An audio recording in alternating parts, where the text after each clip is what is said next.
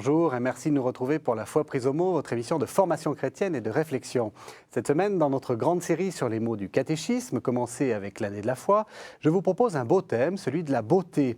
La constitution dogmatique, Sacrosanctum Concilium, disait « Les beaux-arts, mais surtout l'art sacré, visent par nature à exprimer la beauté infinie de Dieu et ils se consacrent d'autant plus à accroître sa louange et sa gloire qu'ils n'ont pas d'autre propos que de contribuer le plus possible à tourner les âmes humaines vers Dieu. » Alors, quel rôle doit avoir la beauté et l'art dans l'Église ? L'Église a-t-elle abandonné sa mission de soutenir les artistes ? L'Église a-t-elle renoncé au beau ? Pour répondre à ces questions, deux invités, frère Philippe Markiewicz, bonjour. Bonjour. Vous êtes moine bénédictin de Gano de Gobi et vous êtes le fondateur et le rédacteur en chef de la revue Art Sacré. François-Paul Gard, bonjour.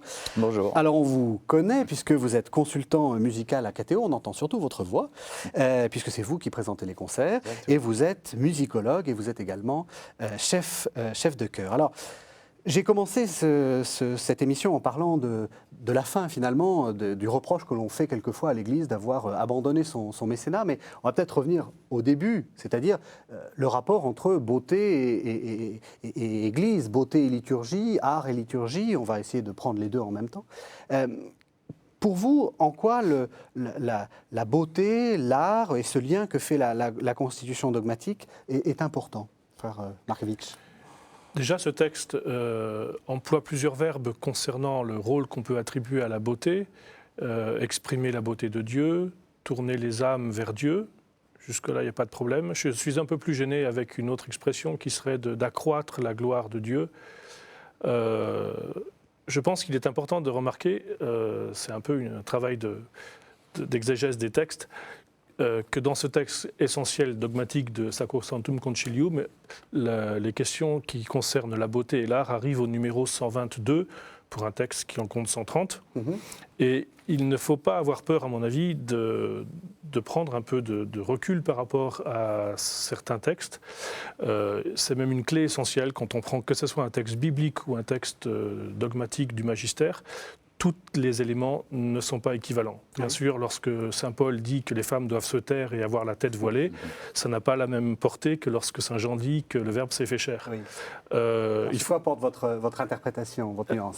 Alors justement, je pense que quand il s'agit de dire que l'art doit accroître la gloire de Dieu, moi personnellement, je ne suis pas très à l'aise avec cette expression. D'ailleurs, une prière de la liturgie dit que nos chants n'apportent rien à ce que Dieu est, mais ils nous rapprochent de lui. Donc c'est plutôt la fonction que la beauté peut avoir sur nous pour nous rapprocher de Dieu que, comme on l'a très souvent dit et un peu trop, c'est pour la gloire de Dieu. Oui. À mon avis, à partir de cette approche-là, on peut avoir une discussion sur la fonction liturgique de la beauté qui est beaucoup plus riche au niveau théologique. Alors j'imagine, François, que vous êtes d'accord. Moi, je suis bien sûr la musique, c'est... Oui, allez-y. Alors que pour moi, un petit peu, si vous voulez, la spécificité un peu de la musique sacrée, très souvent, je trouve qu'un très bon exemple, c'est les psaumes, n'est-ce pas ? Les psaumes ont toujours été chantés, donc c'est vraiment une forme vraiment chantée de la liturgie et des textes mis en musique. Et tous les psaumes se terminent par une doxologie, donc se terminent toujours par gloire à Dieu. Donc il y a quand même une volonté de rendre gloire au Seigneur, non, Oui, absolument. Dans la règle de Saint-Benoît, toute chose... Ça y est, vous attaquez tout de suite. C'est bien. Dans la règle de Saint-Benoît, toutes choses, même les plus simples et les plus matérielles, doivent être faites pour la plus grande gloire, pour qu'en toute chose... Non, justement, la différence est importante. Pour qu'en toute chose, Dieu soit glorifié. Voilà.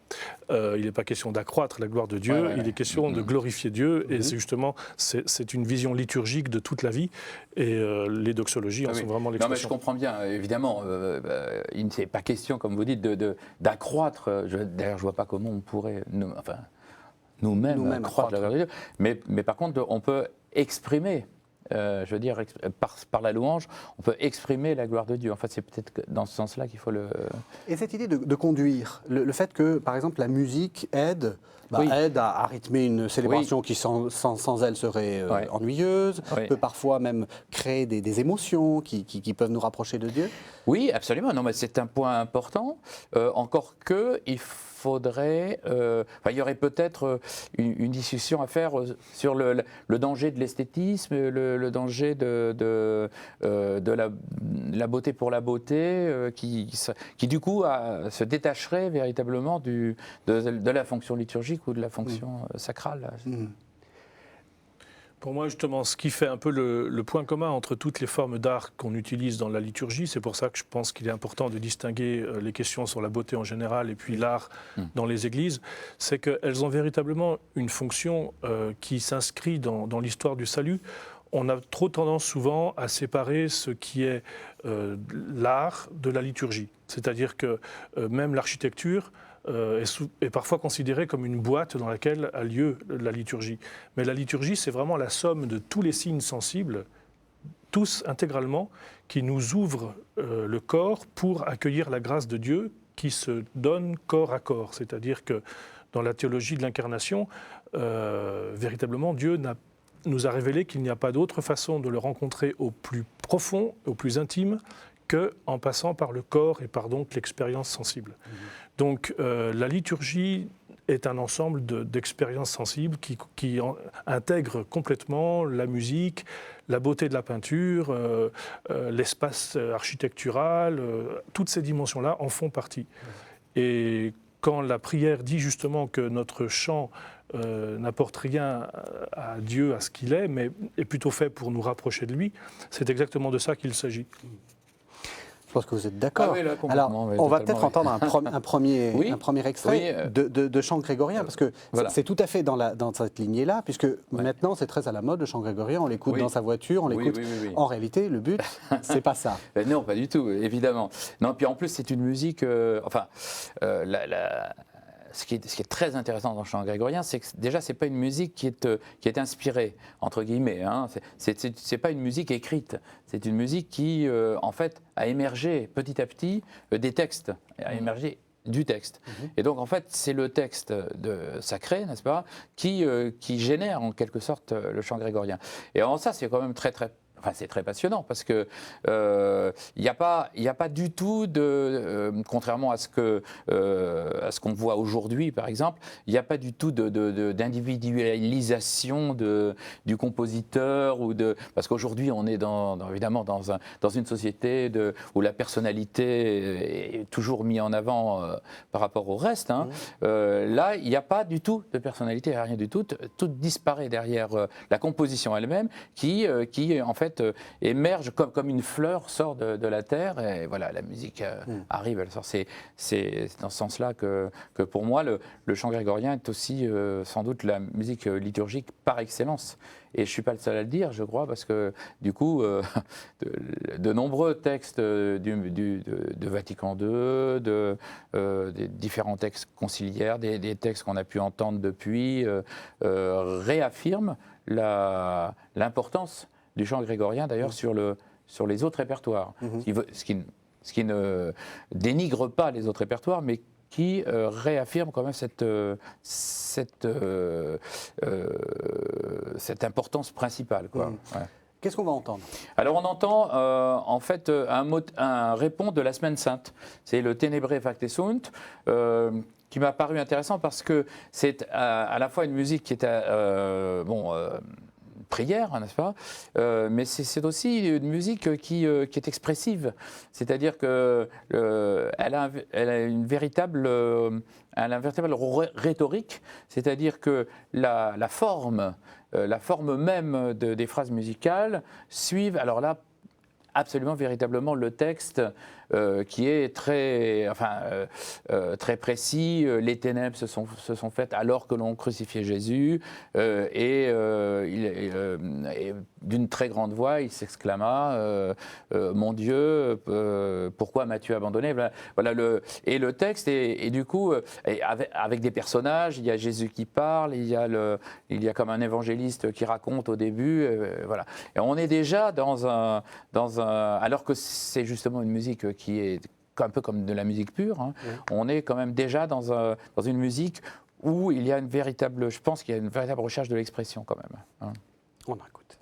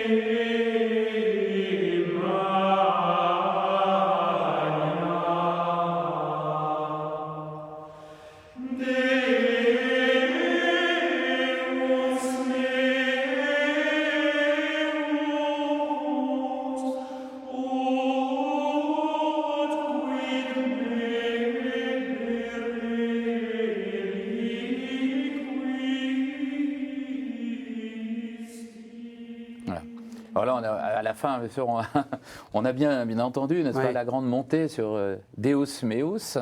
C'est vraiment le cri vers son père. Hein. Et puis, pourquoi m'as-tu abandonné, avec la phrase qui redescend et qui...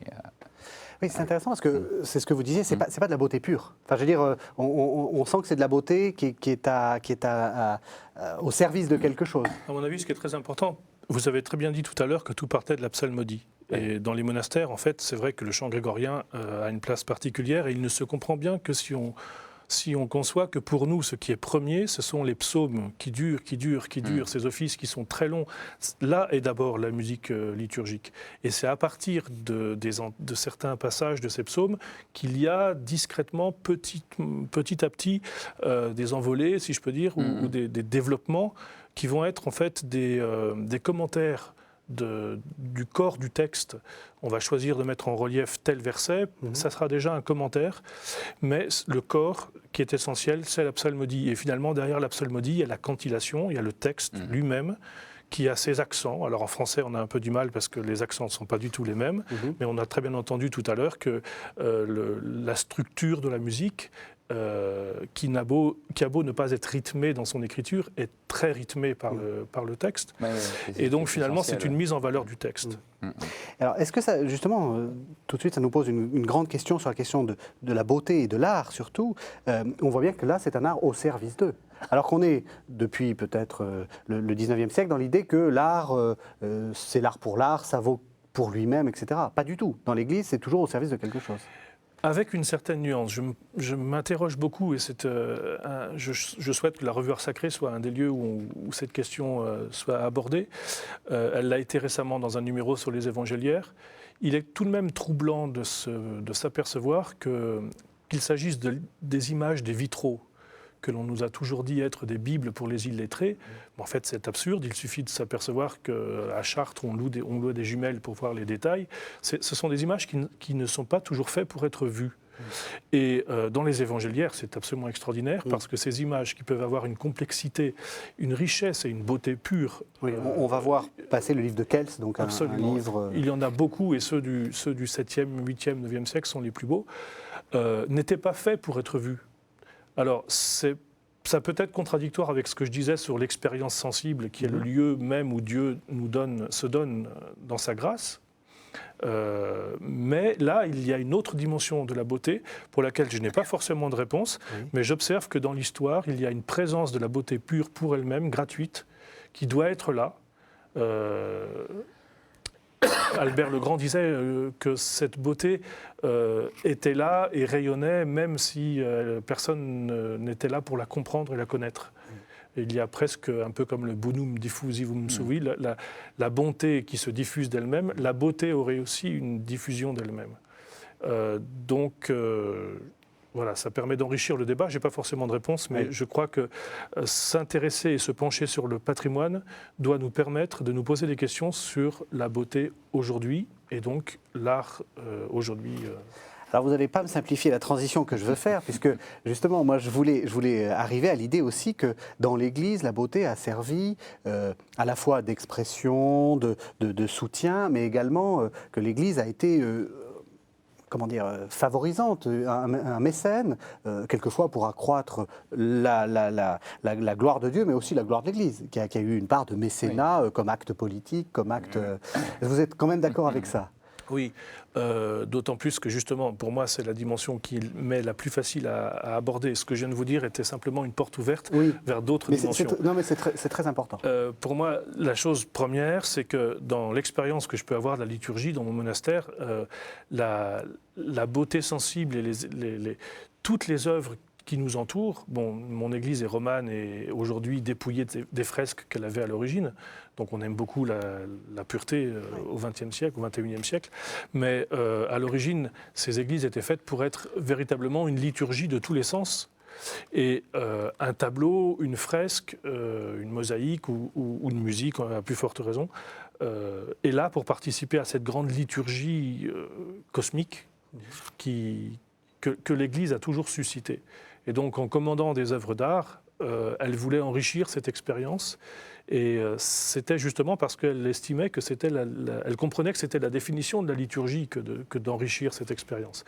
Et c'est passé par le mécénat, c'est passé par des commandes directes à des artistes. Alors, encore un peu musique. Et puis évidemment, là vous avez choisi une musique star, si j'ose dire, celle qu'on écoute dans les 30 chefs-d'œuvre de la musique sacrée, hein. C'est le Miserere d'Allegri.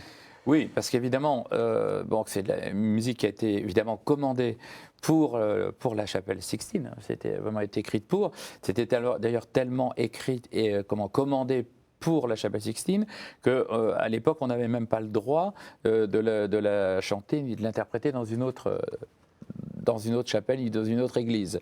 Donc on était excommuniés et on connaît l'histoire du jeune Mozart, n'est-ce pas, qui va écouter le Miserere d'Allegri un vendredi saint à la chapelle Sixtine.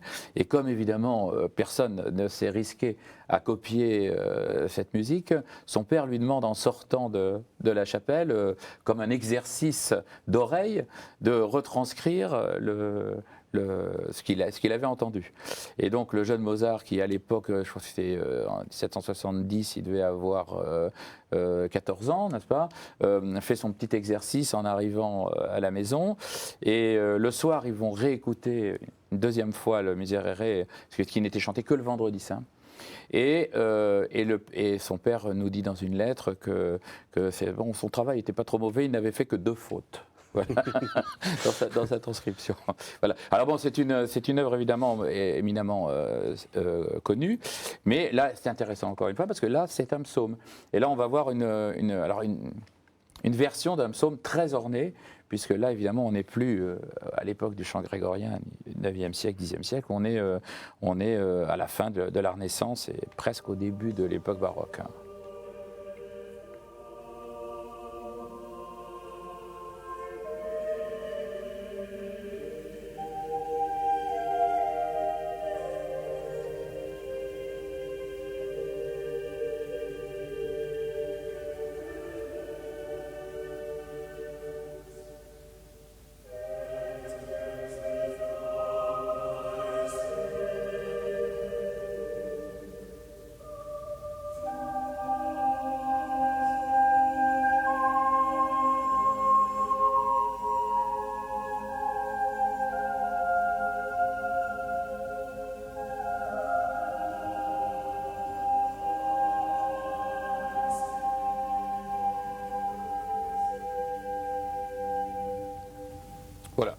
J'ai choisi ici une version qui est considérée un peu comme une version un peu mythique. C'est une version qui était enregistrée par King's College dans les années 50 et où évidemment la qualité du chœur était absolument exceptionnelle. Et c'est une version qui a toujours été... Et alors c'est très amusant parce qu'il chante ce psaume en anglais. N'est-ce pas alors qu'évidemment, Allegri l'a évidemment jamais écrit en anglais, il l'a évidemment écrit en latin. Oui. Mais alors on reconnaît évidemment difficilement la pureté de la psalmodie d'origine. Et pourtant, alors là, ça peut être intéressant de voir enfin, quels sont les éléments qui ont été mis ici en œuvre justement dans cette écriture, parce qu'il y a sûrement la volonté, tout à l'heure on parlait de peut-être attirer vers Dieu, et peut-être le rôle de la musique. Musique sacrée, musique liturgique, ou musique sacrée ou musique liturgique. Là, du coup, on est déjà dans des domaines qui ne sont pas forcément les mêmes, quoi. Oui. Est-ce que vous voulez dire que c'est quand même une musique qui veut faire quelque chose, qui est un acte de puissance, qui est un acte de... Je pense que là, dans le cas précis, non, je ne pense pas que le compositeur a eu cette idée-là, je ne pense pas. Pas une œuvre de puissance, sûrement pas, mais peut-être une œuvre de foi quand même, hein, c'est-à-dire qu'il est quand même guidé par l'idée qu'il a de ce psaume, et puis...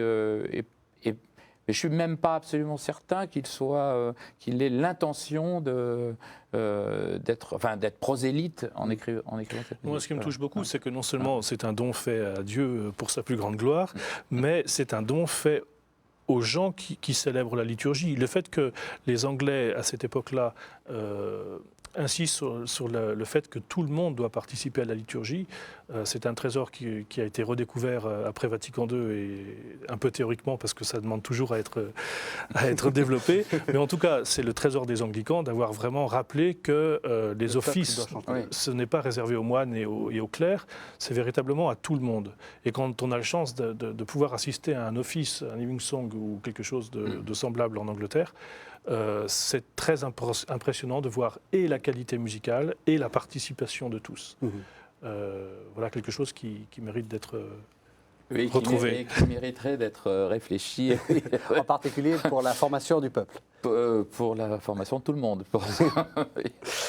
Alors, je vais vous proposer, donc là, on a bien compris, la tradition, etc. Mais maintenant, je vais essayer qu'on revienne un peu à la question actuelle, c'est-à-dire est-ce qu'on n'est pas dans une époque où on a abandonné le mécénat, ou comme on le dit souvent, on ne produit plus grand-chose de beau, il suffit d'aller visiter certains musées, dit-on, en disant il n'y a plus rien de liturgique, ou il n'y a plus rien dans les arts sacrés. Alors, pour faire transition, je vais vous proposer que nous lisions un texte des prophètes, un texte du livre d'Isaïe, qui pose la question de la beauté de Dieu, et en particulier de la beauté du Messie. Et ensuite, on parlera justement peut-être d'une sorte de basculement, et peut-être de remise en cause de cette évidence que tout doit être beau, etc. Qui a cru ce que nous entendions dire? Et le bras du Seigneur, à qui s'est-il révélé? Comme un surgeon, il a grandi devant lui, comme une racine en terre aride, sans beauté ni éclat pour attirer nos regards, et sans apparence qui nous eût séduits. Objet de mépris, abandonné des hommes, homme de douleur, familier de la souffrance, comme quelqu'un devant qui on se voile la face. Méprisé, nous n'en faisions aucun cas. Or ce sont nos souffrances qu'il portait et nos douleurs dont il était chargé. Et nous le considérions comme puni, frappé par Dieu et humilié. Mais lui, il a été transpercé à cause de nos crimes, écrasé à cause de nos fautes. Le châtiment qui nous rend la paix est sur lui, et dans ses blessures, nous trouvons la guérison. Voilà, alors ce texte a servi à certains pères de l'Église pour prétendre que Jésus n'était pas beau et qu'il n'était pas légitime de ne représenter que la beauté. Et j'aimerais que vous nous commentiez par exemple un tableau très célèbre qui est la mort de la Vierge de Caravage, qui date de 1606. Caravage ne montre pas une belle Vierge. Oui, c'est même un tableau qui me met toujours mal à l'aise lorsque je passe devant au Louvre. Oui. On voit la Vierge avec un corps gonflé, posée sur des tréteaux, les pieds écartés, dans une position qui n'est pas du tout respectueuse. Il suffit de comparer avec n'importe quel tableau de la Dormition où on représente une liturgie avec les apôtres qui se précipitent autour de la Vierge, vraiment dans un acte liturgique. Là, c'est une scène assez triviale. Ouais. Cette scène a été commandée à Caravage pour l'église de la Racelli à Rome et elle a été refusée par son commanditaire. Ça m'amène et c'est un chef-d'œuvre pourtant, et elle a été tout de suite reconnue comme un chef-d'œuvre. C'est-à-dire qu'on l'a refusée pour cette église, mais elle a été exposée à l'Académie Saint-Luc de Rome, où tout le monde, Rubens, et pendant des semaines, tout le monde venait la voir, et il n'était pas question de parler de blasphème ou d'être choqué. Il y avait un décalage entre ce que l'ecclésiastique avait refusé et ce que les contemporains reconnaissaient de juste et de finalement proche de la justesse théologique et évangélique. Ce qui m'amène encore une fois à relativiser justement le fameux numéro 122 que vous avez cité tout à l'heure du discours, où il est question de dire que l'Église s'est toujours comportée en juge des beaux-arts. C'est une question qui est véritablement problématique. Oui. Est-ce que c'est le rôle de l'Église d'être juge des beaux-arts ? Je crois que, encore une fois, dans un texte dogmatique, il y a des numéros essentiels et des numéros secondaires. Oui. Là, en l'occurrence, plusieurs fois, l'Église s'est trompée dans son jugement. C'est le cas pour le Caravage.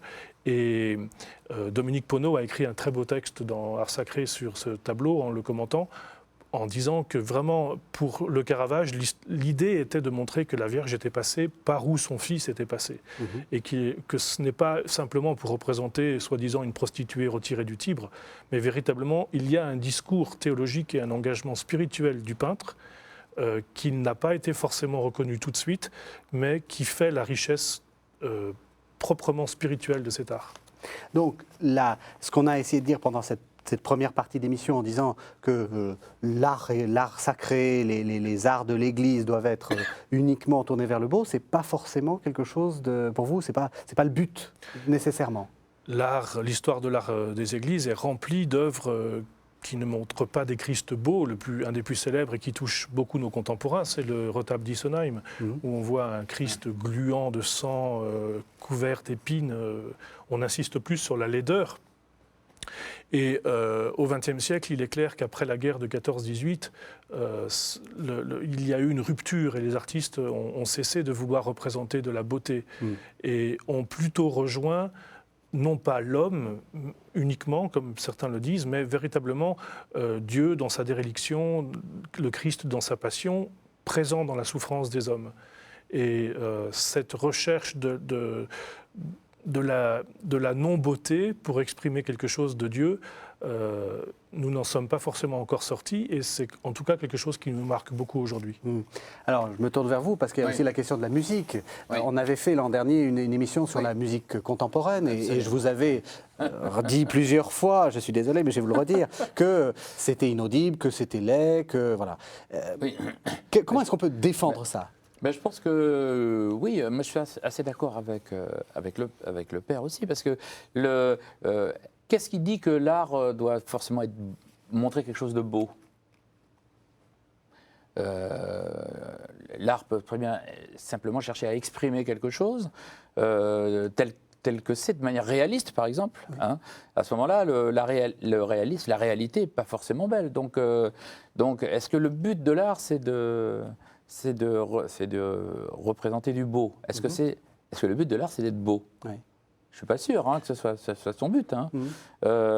La musique contemporaine, par exemple, si tout à l'heure on parlait donc de l'art après la guerre de 14, mais moi je pense par exemple au Stabat Mater ou à la Passion selon Saint Jean de Penderecki, n'est-ce pas ?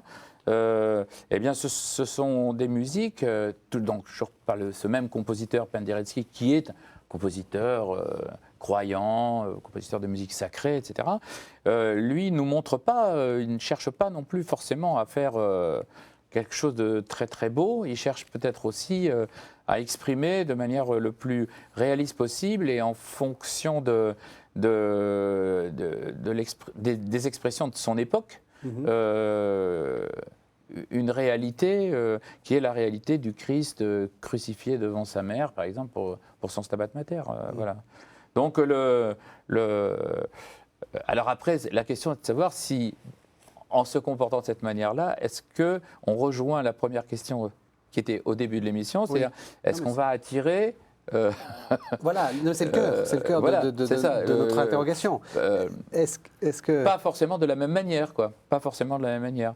Peut-être d'une manière qui va passer un plus par la réflexion, Est-ce qu'aujourd'hui, l'art ne demande pas, disons, plus de réflexion qu'une approche immédiate, je pense qu'au XVIe siècle, au XVIIe siècle, on était peut-être dans un consensus qui faisait que voilà, les choses étaient telles qu'elles étaient.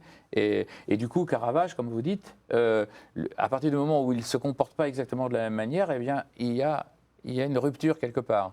Mais pour le reste, tout à l'heure vous parliez des dormitions des autres, ou de la Renaissance par exemple, là tout le monde est d'accord avec cette vision et il n'y a pas pas forcément de réflexion intellectuelle particulière.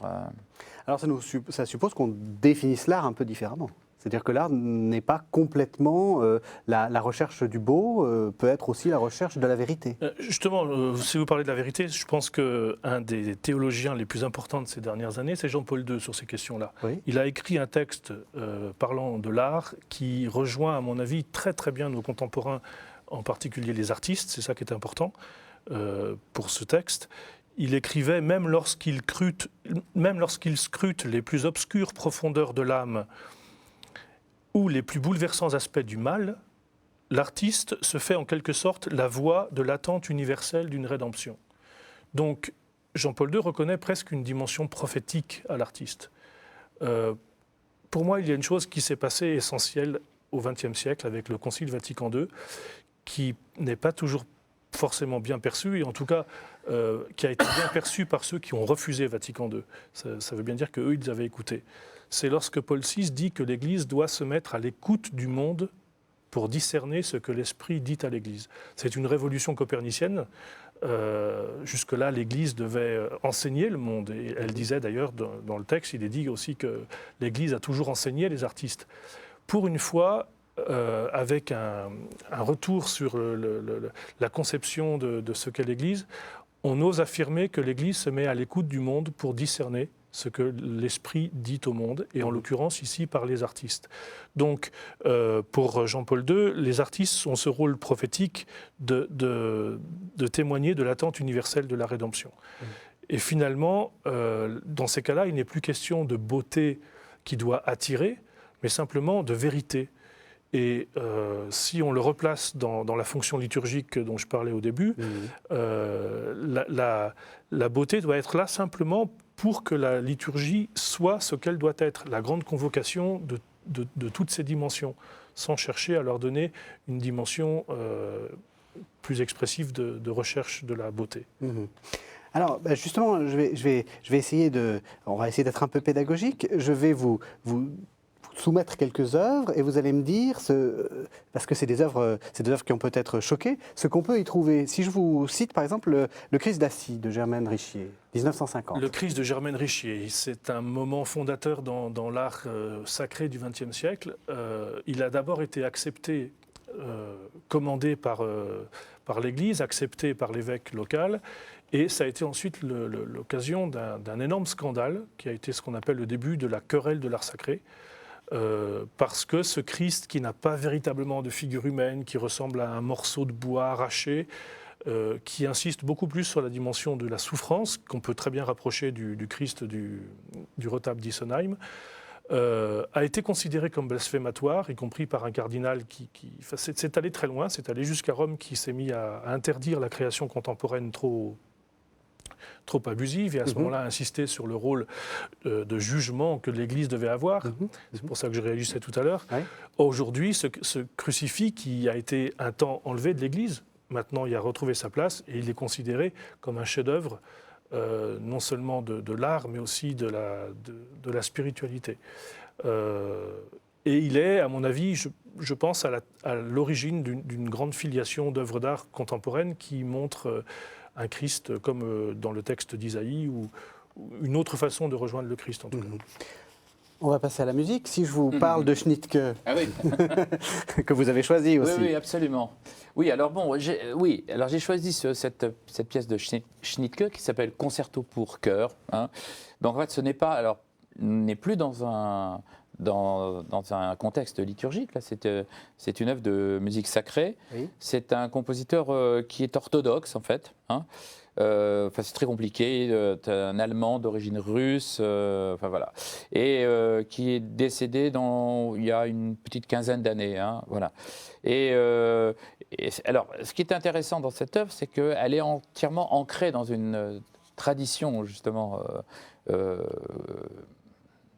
Tradition très ancienne du chant liturgique orthodoxe. C'est que les orthodoxes baignent dans le chant liturgique. Il n'y a pas une... Je ne sais même pas s'il y a une parole dans une liturgie orthodoxe. Hein. Tout est chanté. Tout est chanté. Et alors là, c'est un texte sur la Vierge Marie, n'est-ce pas? Mais alors, ce compositeur, quand même, a un langage musical contemporain. Donc, justement, il cherche à exprimer avec son style, avec son oreille, avec tout son arrière-fond contemporain, tout en restant en ayant toujours dans sa ligne de mire quand même la grande tradition. Et ça donne, c'est tout à fait extraordinaire, quoi, voilà.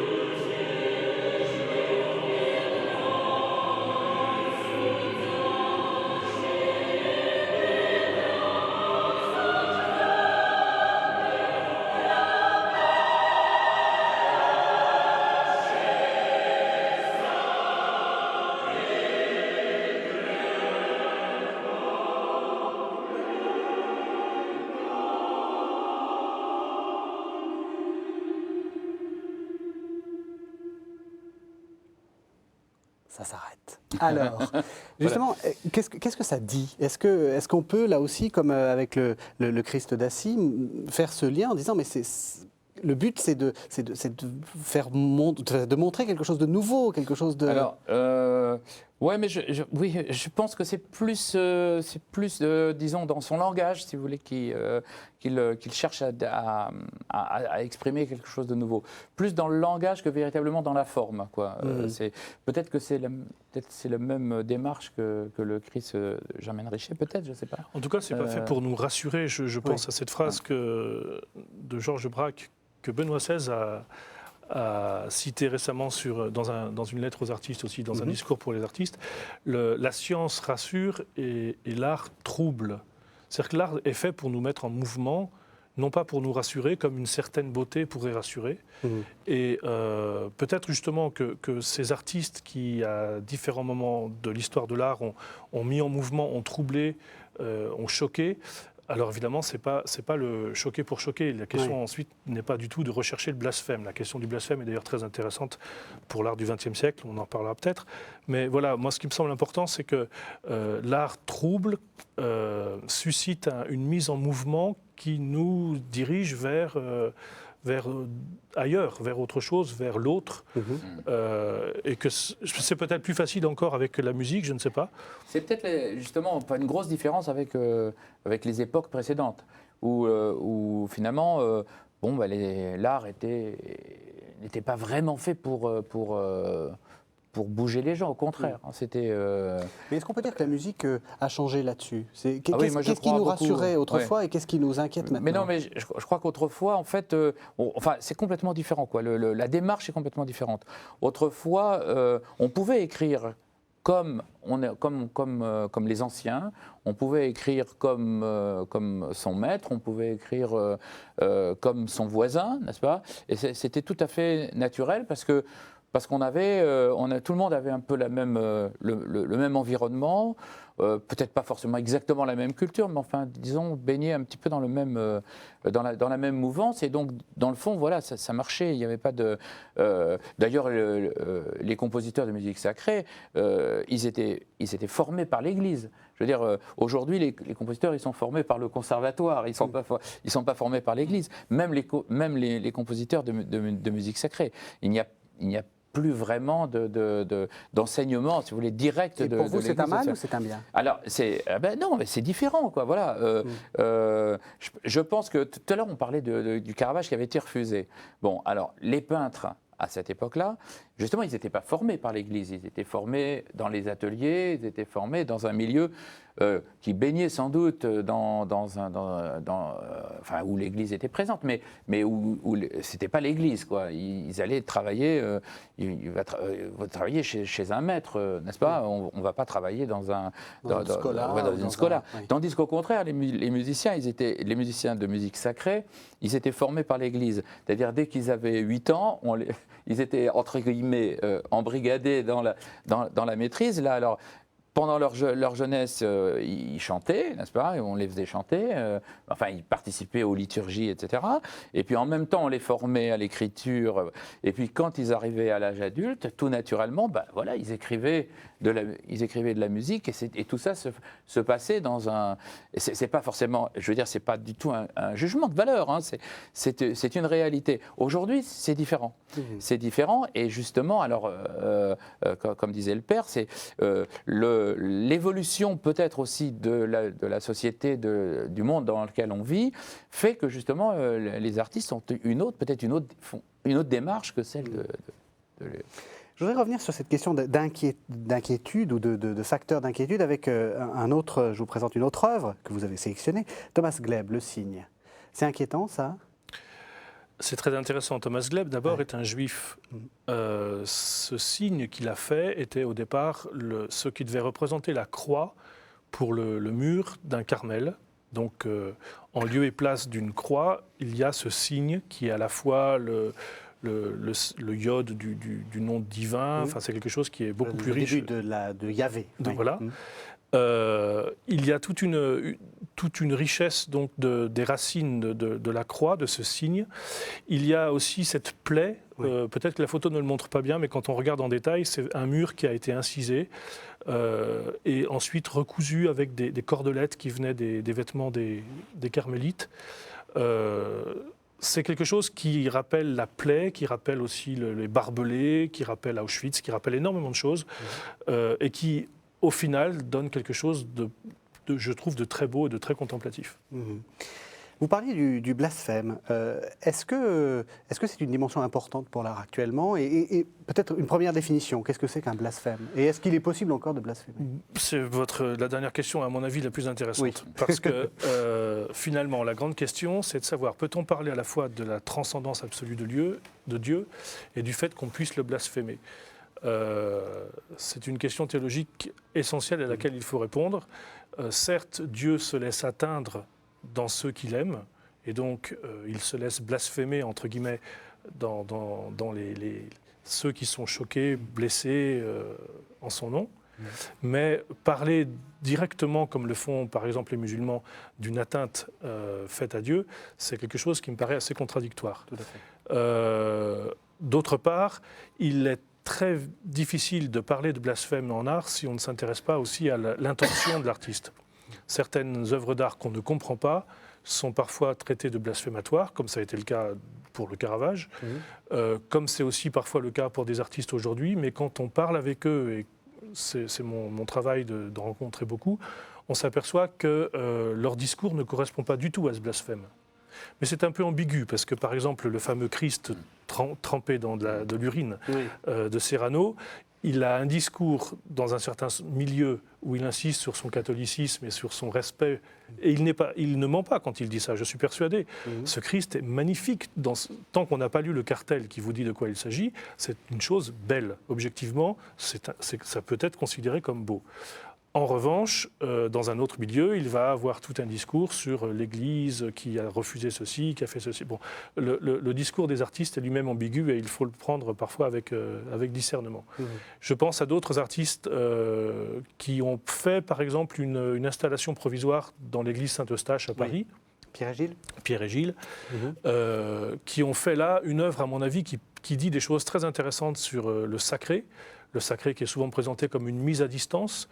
Eux, ils l'ont réinterprété avec des moyens contemporains en mettant des signaux de chantier, des flashs, des cônes qui indiquent normalement le fait qu'on ne peut pas approcher.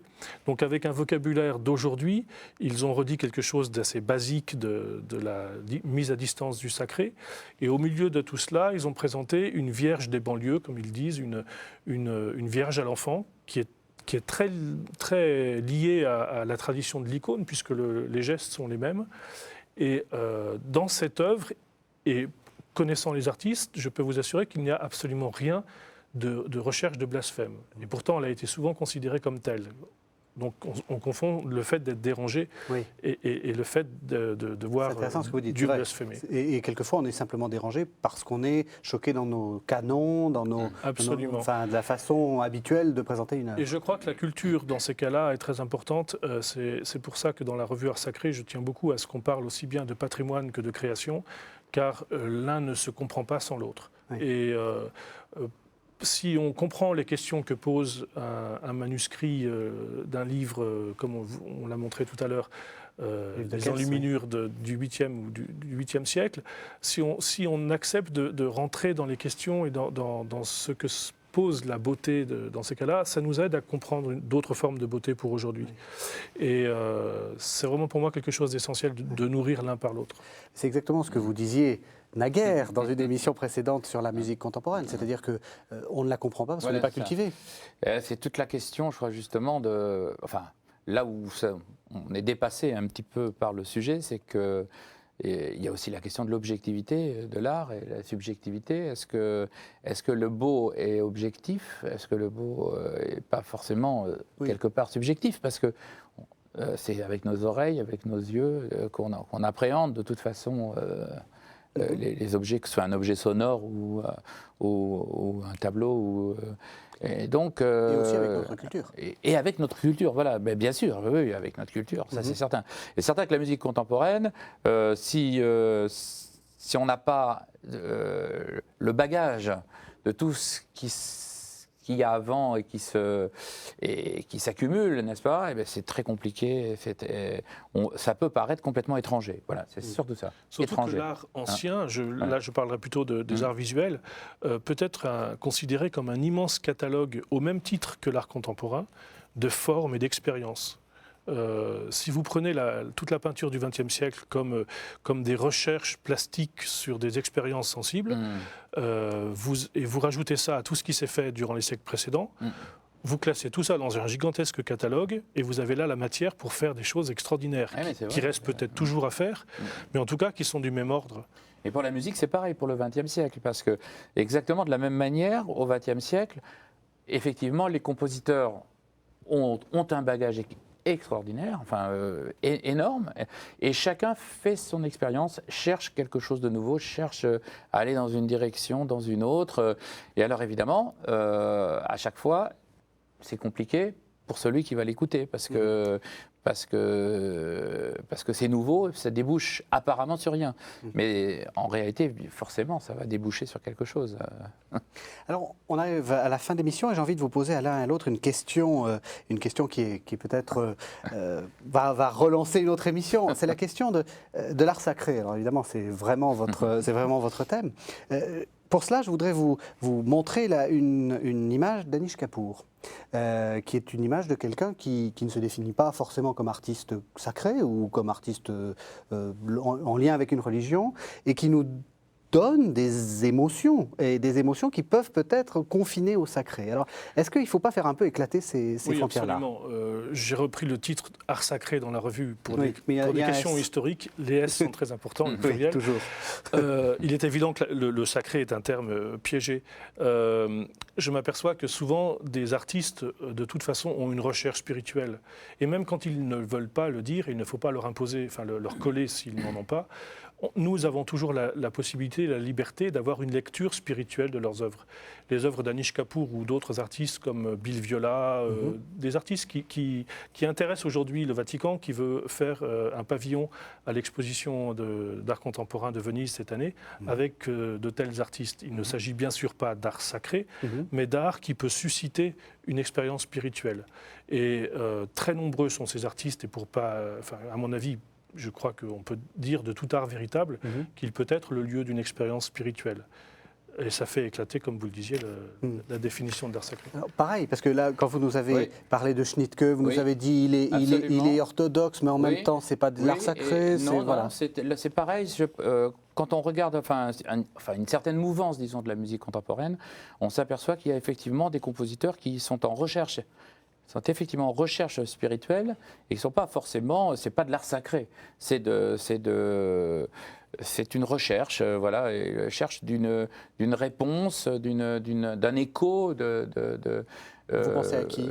Quel nom Je pense forcément à Schnittke en premier lieu, mais bon, on pourrait parler d'Arvo Pärt, on pourrait parler de même Thierry Esquèche, bon, qui est un musicien d'église, mais qui écrit aussi de la musique qui va bien au-delà de la simple musique sacrée, quoi.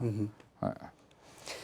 Merci. Alors, quelques conseils, quelques conseils de lecture. Alors, vous nous avez conseillé L'art actuel dans les églises aux éditions RM. C'est un projet que auquel vous avez participé. C'est un livre collectif récent qui fait le point justement sur 30 années de création dans les églises. Et j'ai écrit la partie qui concerne l'art liturgique et l'architecture. Et puis, bon, la revue Art Sacré. Alors, donc on a vu une couverture du dernier, là, Les Évangéliaires. Et puis, vous avez un très joli hors-série, je crois, qui montre tous les chefs-d'œuvre de Notre-Dame en insistant à chaque fois sur leur fonction liturgique. Je pense que c'est ça l'originalité et à mon avis c'est toujours important de revenir à cet essentiel de comprendre l'art dans les églises par la liturgie. Et puis, je vous conseille aussi toujours de vous, Philippe Markiewicz, en collaboration avec Ferrante Ferranti, les pierres vivantes, l'Église revisitée aux éditions Philippe Ray. Donc vous m'avez dit que c'était encore d'actualité, puisque c'est un livre qui a quelques années. Oui, et c'est surtout le livre qui est à l'origine de notre revue Art Sacré, puisque nous ne faisons que décliner ce qui est dans ce livre. Eh bien, merci à tous les deux. François, on vous retrouve de toute façon sur KTO à présenter les nombreux concerts que vous nous avez trouvés. Merci. Vous pouvez suivre cette émission sur ktotv.com. Vous pouvez me l'écouter, la réécouter autant de fois que vous le voulez. Merci, vraiment. Merci de nous avoir suivis. Merci à vous.